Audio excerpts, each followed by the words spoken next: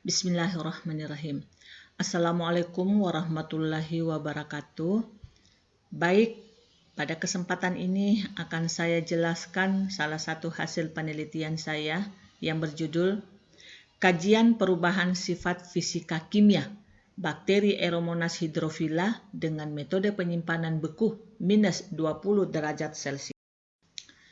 Jadi, bakteri Aeromonas hydrophila ini adalah salah satu jenis bakteri yang sering sekali kita jumpai di laboratorium kesehatan ikan di perguruan tinggi dengan intensitas penggunaannya yang cukup tinggi, baik untuk kepentingan penelitian, untuk pengabdian kepada masyarakat, terlebih lagi untuk kepentingan pendidikan.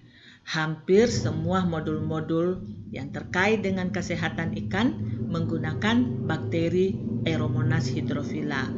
Oleh karena tingginya intensitas penggunaan dari bakteri ini, maka dianggap perlu untuk menjaga ketersediaannya di laboratorium serta menjaga sifat dan karakteristiknya selama masa penyimpanan. Olehnya itu dibutuhkan kajian yang tepat untuk metode penyimpanannya dengan melihat waktu atau lama penyimpanan serta jenis media yang tepat selama masa penyimpanan. Tujuan dari penelitian ini untuk mendapatkan metode penyimpanan beku yang tepat dapat mempertahankan kualitasnya dari bakteri Aeromonas.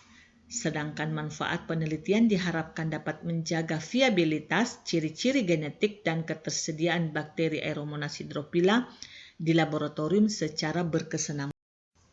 Metodologi. Penelitian ini dilaksanakan selama kurang lebih 4 bulan di Laboratorium Kesehatan Ikan Politeknik Pertanian Negeri Pangkep. Langkah pertama, kita menyiapkan bakteri Aeromonas hydrophila. Kemudian kita menyiapkan 3 komposisi media yang berbeda. Komposisi A 80% TSB ditambahkan 20% gliserol. Komposisi B 70% TSB ditambahkan 30% gliserol. Komposisi C 60% TSB ditambahkan 40% gliserol. Lalu kemudian bakteri Aeromonas dikultur pada masing-masing 3 jenis komposisi yang berbeda. Diinkubasi selama 24 jam dan selanjutnya disimpan pada suhu minus 20 derajat Celcius. Dilakukan pengamatan pada saat hari pertama, kemudian 1 bulan lama penyimpanan, 2 bulan, dan 3 bulan lama penyimpanan biakan. Apa yang kita amati di setiap pengamatan, di setiap waktu pengamatan? Yang pertama adalah populasi bakteri dengan menggunakan metode TPC. Yang kedua, mengamati sifat dan karakteristik dari bakteri Aeromonas, sehingga nanti output yang kita harapkan adalah lahir suatu metode penyimpanan yang tepat untuk mempertahankan viabilitas bakteri Aeromonas, baik dari segi waktunya maupun dari media yang kita gunakan. Hasil dan pembahasan. Pertama, pengamatan morfologi koloni. Berdasarkan pengamatan yang kami lakukan selama masa penyimpanan, maka untuk komposisi A 80% TSB ditambahkan 20% gliserol hampir sama dengan komposisi C, yaitu 60% TSB ditambahkan 40% gliserol. Untuk hari pertama hingga pada bulan kedua pengamatan, tidak terdapat kelainan yang mendasar. Namun pada bulan ketiga, kedua jenis komposisi ini mengalami perbedaan apabila dibandingkan dengan kontrol, di mana pada bulan ketiga ini komposisi A dan C terdapat beberapa koloni yang cenderung berkumpul, kemudian menebal dan warna tetap, namun yang menjadi kelainan di sini adalah koloni lebih cenderung menebal dan berkumpul. Yang sifat dasarnya adalah dia menyebar secara haploid, tidak secara berkumpul. Oleh karena itu, pada kedua komposisi ini sedikit mengalami perbedaan dengan kontrol pada bulan ketiga.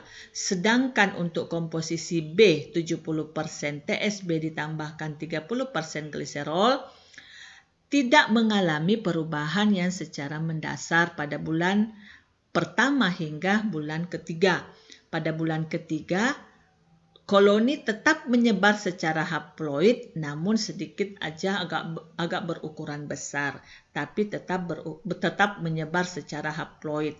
Jadi ada perbedaan antara komposisi AC dengan kontrol. Sehingga untuk pengamatan morfologi koloni, saya berkesimpulan bahwa untuk komposisi B 70% TSB ditambahkan 30% gliserol adalah komposisi yang terbaik untuk menjaga sifat dari penyebaran koloni bakteri Aeromonas hydrophila. Selanjutnya pengamatan sifat kimia sel dari bakteri Aeromonas hydrophila. Baik, mari kita lihat untuk komposisi ABC. Terlihat bahwa pada hari pertama pengamatan hingga 2 bulan masa pengamatan tidak terdapat perbedaan dengan kontrol. Namun pada bulan ketiga mulai terlihat ada perbedaan dengan kontrol, di mana untuk komposisi A terlihat pada uji KOH nampak hasilnya lemah. Mengapa saya katakan lemah? Karena lendir yang dihasilkan pada saat uji KOH 3% sangat sedikit. Ada, tapi sangat sedikit. Sehingga saya mengatakan, memberikan istilahnya negatif tapi dia lemah. Apabila dibandingkan dengan yang asli, dia tetap menghasilkan lendir yang dominan. Begitu pula pada uji oksidatif fermentatif, ada perubahan dari berwarna dari hijau menjadi warna kuning lemah. Kuning sedikit berubah menjadi kuning. Namun tidak kuat perubahan itu sehingga saya berkesimpulan bahwa tetap fermentatif namun dia lemah. Dan ini terjadi pada komposisi A dan C pada bulan ketiga masa penyimpanan. Sedangkan komposisi B yang mengalami perubahan sedikit pada uji oksidatif dan fermentatif, tidak terjadi perubahan pada uji KOH.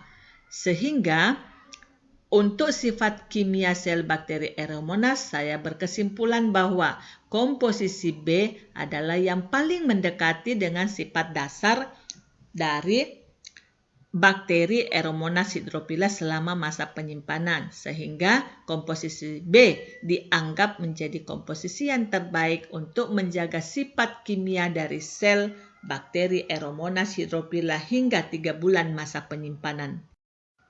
Selanjutnya, viabilitas bakteri Aeromonas hydrophila.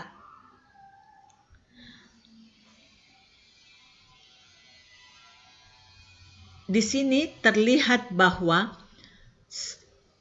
jumlah koloni bakteri yang bertumbuh pada hari pertama, kemudian pada 2 minggu, 1 bulan, 2 bulan, dan 3 bulan nampak terjadi penurunan.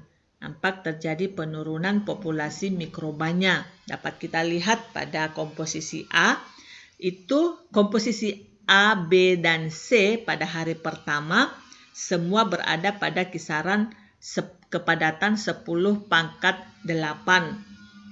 Lalu kemudian terus menurun populasinya hingga pada bulan ketiga. Untuk lebih jelasnya dapat kita melihat ini pada grafik nampak ada penurunan. Namun yang paling mengalami penurunan di sini adalah pada komposisi C. Pada komposisi C dengan grafik yang sangat cepat penurunannya dibandingkan dengan yang lain. Yang terbaik adalah saya melihat pada komposisi B karena populasinya terus bertahan walaupun tetap ada penurunan karena mungkin pengaruh suhu yang kurang. Namun penurunan ini tidak drastis, dia perlahan-lahan turunnya. Ya. Jadi untuk kesimpulan saya untuk populasi bakterinya atau viabilitas dari bakteri Aeromonas ini adalah komposisi B memberikan yang terbaik, mampu menjaga viabilitas terbaik dari bakteri Aeromonas hydrophila selama masa penyimpanan 3 bulan. Oleh karena itu, kesimpulan yang dapat kita ambil dari hasil penelitian ini, yang pertama, tidak terjadi perubahan signifikan sifat fisika bakteri Aeromonas selama 3 bulan penyimpanan pada suhu minus 21. Yang kedua, perubahan sifat kimia terjadi pada bulan ketiga masa penyimpanan, yaitu hasil uji oksidase menunjukkan kemampuan bakteri Aeromonas hydrophila melakukan oksidase mulai melemah. Dan juga uji oksidatif fermentatif menunjukkan bahwa fermentatif bakteri mulai juga melemah. Yang ketiga, viabilitas bakteri Aeromonas optimum pada komposisi 70% TSB ditambahkan 30% gliserol selama masa penyimpanan. Sehingga saya berkesimpulan dari semua ketiga parameter yang kita amati bahwa ternyata komposisi media TSB 70% ditambahkan gliserol terbaik, gliserol 30% merupakan media yang terbaik untuk menyimpan bakteri Aeromonas hydrophila pada minus 20 derajat Celcius selama 3 bulan masa penyimpanan dengan pertimbangan bahwa mampu menjaga sifat dan karakteristiknya walaupun sedikit ada perubahan pada koloni, pada sifat koloni dan perubahan OF, sifat kimia dari fermentasi dari bakteri tersebut. Demikian yang bisa dari saya ucapkan terima kasih. Semoga presentasi ini bermanfaat buat kita semua. Wassalamualaikum warahmatullahi wabarakatuh.